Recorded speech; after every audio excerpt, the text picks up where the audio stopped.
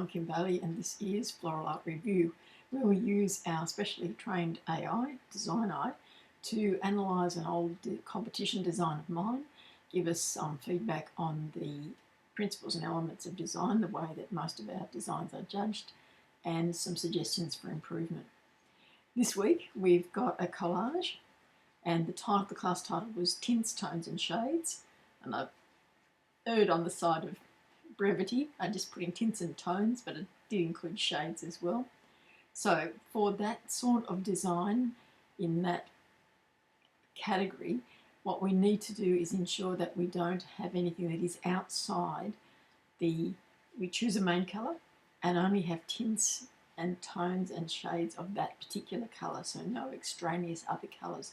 You can use black and white and grey, which I have done in this particular collage because they are considered non-colours in terms of judging of floral art.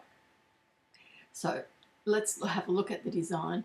It is a collage, as I said. It's on a backboard that is coil flute, so foam board, and to that I've made sectioned off some areas using a Hessian ribbon, and because I had already determined the colour palette that I wanted to use.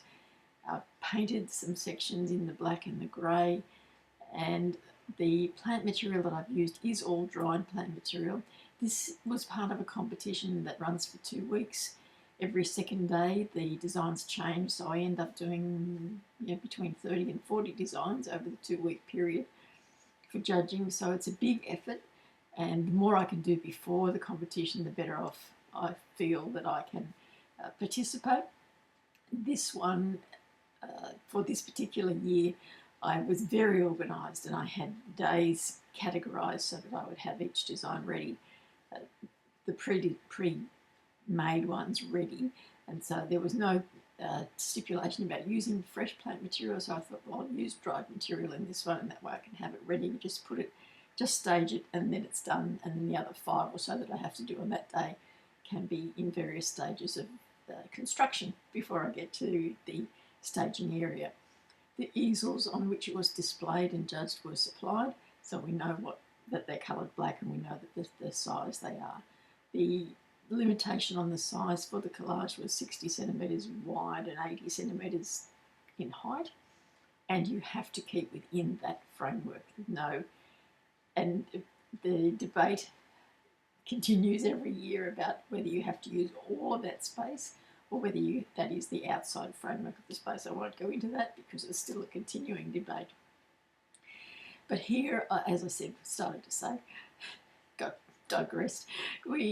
I've used a foam board, coil flute, and I've put the Hessian ribbon on, and then I've used some dried seaweed, some seed pods, some sliced banksia flowers, and some other dried berries and leaves to create a framework for movement. What I wanted to do was emphasise within that colour framework the different textures that you can get within one colour with tints, tones and shades, and how you identify the different tints, tones and shades of a particular colour. The seaweed is bleached seaweed, so we have one piece of seaweed and you just dip it in a bucket with some cheap bleach. The cheapest the better is what I've discovered in the experimentation. What you have to be careful of when you're using that bleached and dried seaweed is that the environment that it goes into for display isn't too humid, because as I found out in Barbados, it was way too humid and it started to take in the moisture from the air, and so it didn't have the same sort of presence as the dried material does have. So just a word of warning if you're going to try that particular technique. This design placed first. I was delighted with that because it's a very difficult competition there's very little between the competitors, I should say, in this competition, and so often it's only a half-point difference in the placings for particular designs, so always happy to come out on top in this particular competition. I was also happy with the design. I felt like it was a true representation of my idea for the design. It was a step away from how I would normally do a collage in having the lines and having it very Mondrian-like, and I think I was going through my Mondrian phase at that stage with wall hangings and collages, so that reflects the influences that I had at the time. It gave me the opportunity to really look at plant material, dried plant material, and think about how it could be used in different ways. And so I'm interested to see what improvements can be suggested for this particular design.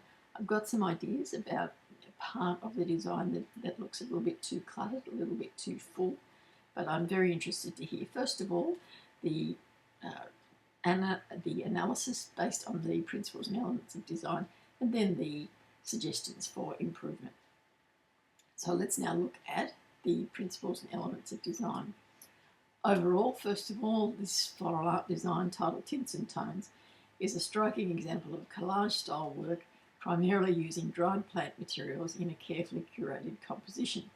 The use of neutral tones and textural elements provides a subdued, earthy palette reflective of its theme. So in the initial analysis of the design, it met the design criteria, and it is we would say an appropriate interpretation of the class title.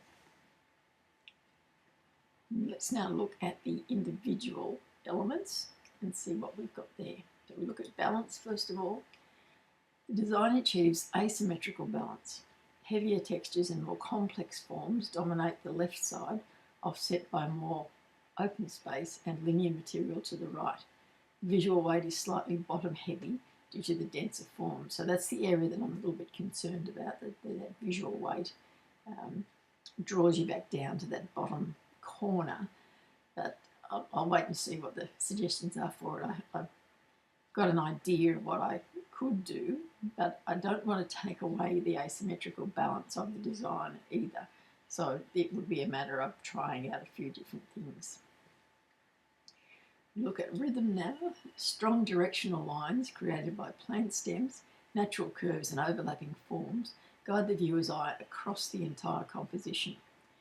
The placement of circular and radial forms, seed heads and pods, create a repeating rhythm and pattern. So there is repetition, and repetition will give you rhythm if you get it in the right placements. So I can see that that's going to add to the design. There's probably in the center of the design, I think the line is a little bit too straight or not diagonal enough, let's say, and that perhaps it comes up at a 60-degree angle, and it would be better to have it at a 45-degree angle and extend further towards that top placement on the right-hand side as you look at it. Contrast. The design contrasts rough and smooth textures, dark and light materials, and soft curves against sharper lines. These contrasts enhance interest and keep the viewer engaged. So when we look at contrast, often what we will do in a design is use colour as our contrast. And on this occasion, it can't be because we've just got to use that one colour palette with the tints and tones. But by using the textures and by using the line, we can create some contrast that still works within the design, just keeps it interesting. Dominance. The focal area is well defined in the central region with the cluster of golden seed heads and bark textures. This draws the eye effectively before encouraging exploration of the rest of the piece. So I would have to say that when I look at it now, and it's some 7 years later from when I first did it, that I am a bit conflicted by the focal area. I think in my viewing of it now, the focal area is the bottom corner, is the very dense placements, the massed placements in the bottom corner, whereas Design Eye is seeing it as the central placement, I guess because it's against the white background. Perhaps that's where its analysis is drawn to first. But for me, visually, I would see the bottom as the focal area. it's still a good way to have it. It doesn't cut out the rest of the design, so it still encourages you, as it says, because of the curved lines, to move around the design.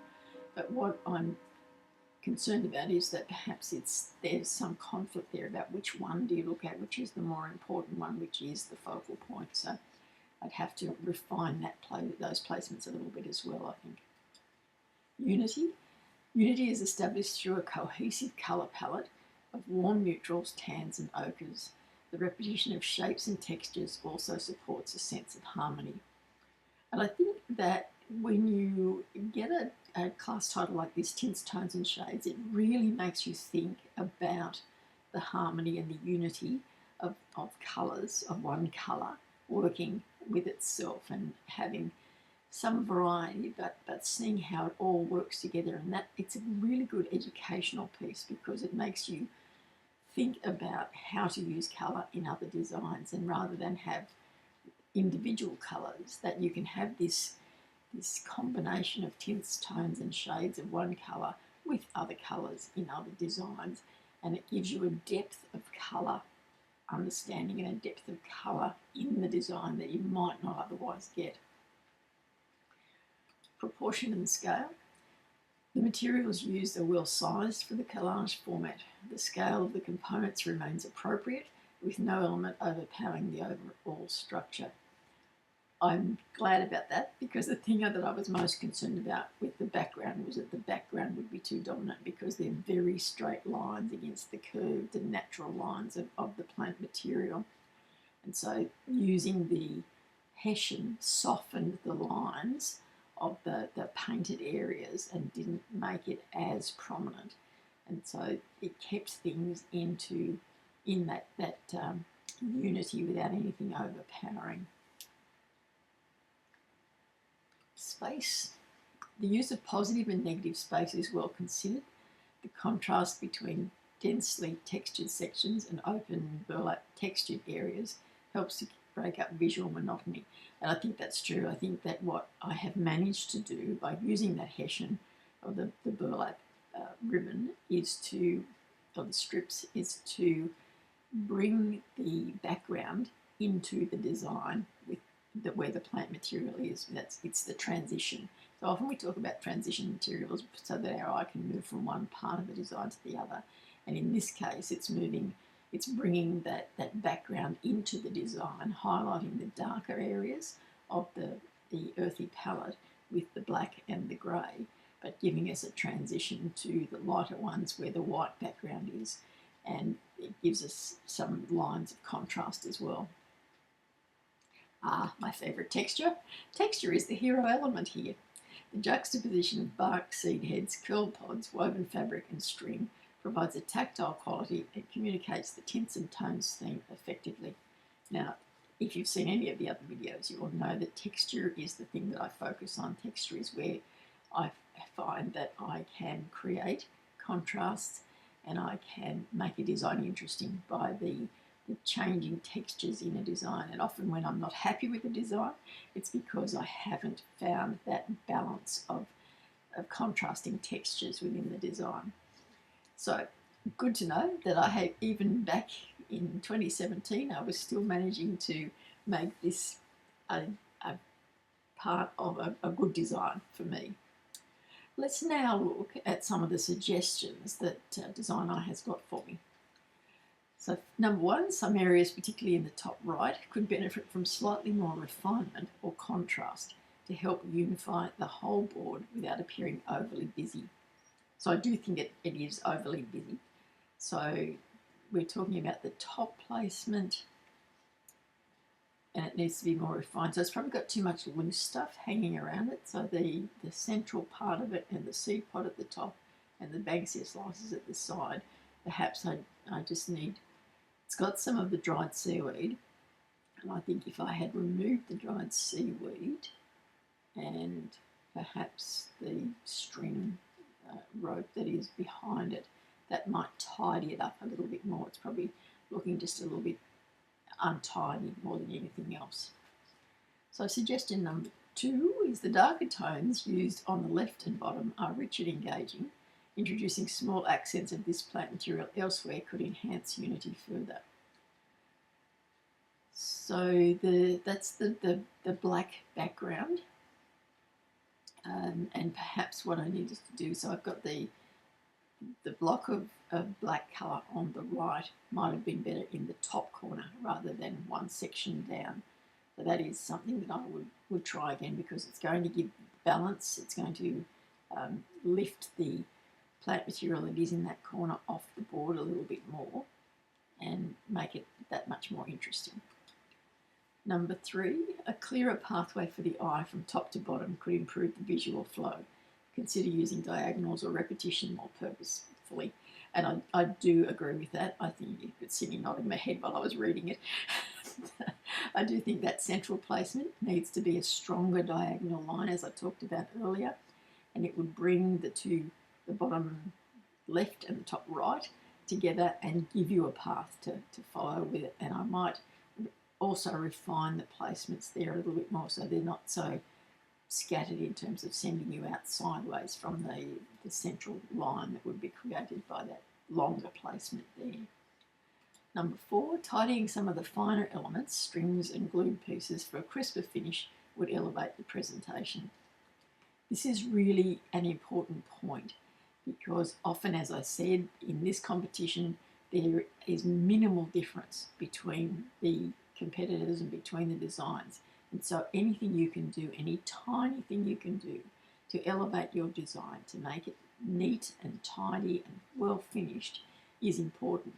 And I can see sections there, even though it might just be the way the image is portraying it. But there are areas where the string and some of the lines just don't work as well, because everything else has got very defined edges to it, the plant material as well as the lines that are created by the Hessian. Having the string there in just a random placement doesn't refine the design. It doesn't give it that finish that would elevate it even further. Overall, Tints and Tones demonstrates a thoughtful and effective use of texture, tone and compositional structure in the collage format. It celebrates the natural beauty of dried plant material while fulfilling the design brief with sophistication and flair. So it's a combination of that backboard, I think, the lines and the textures that lifted it above the other designs that were in this particular competition. I am happy with it, looking at it again after all these years. There's some fine refinements that need to be done, but overall it's a good analysis, a reinforcing analysis, and still has some educational things in it for me to think about, to learn, and to move forward with designs that I might be doing now. That's why we have this service available to you. So if you'd like one of your designs analysed, you just go to the website and follow the instructions there. Within about 24 hours, you'll have the response back. It is looked at by a human judge so that you are getting the appropriate information. Generally, the only thing that the AI misses is identifying some of the plant material, and that we can do because we're a bit more au fait with what plant material people are using. But they are, as you can see with any of these videos, they are a really good way to get feedback on your designs. Even if it's a design that you haven't yet submitted for a competition, you can certainly put it in and get some ideas about what you might need to do to refine the design before you take it to a competition, so you know that you've given it everything that you possibly could. I will leave you to think about all those things. I'm Kimberly, and this is Floral Art Review.